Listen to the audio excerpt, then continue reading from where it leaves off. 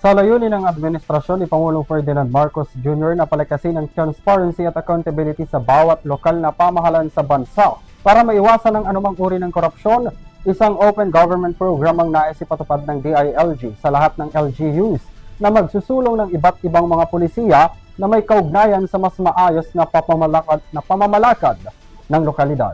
May report si Catherine Landicho.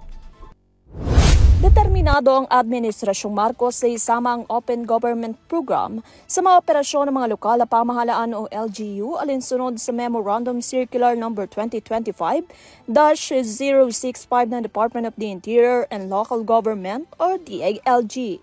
Layunin ng programa na palakasin ang transparency at accountability sa pamahalaan sa pamamagitan ng mga sumusunod na pagsasagawa ng mga patakaran kontra korupsyon, pagsusulong ng digitalization para sa mas malinaw at mabilis na serbisyo, at pagbubukas ng budget at financial reports para sa publiko. When we dream of a better world where governments truly serve the people, we start by opening doors to trust, to transparency, to collaboration.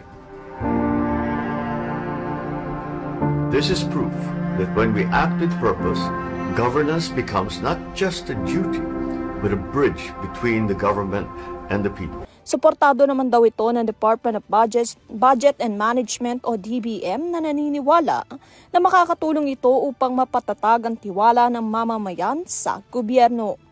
Para sa TV News, Catherine Landicho, sumasaludo sa bawat Pilipino.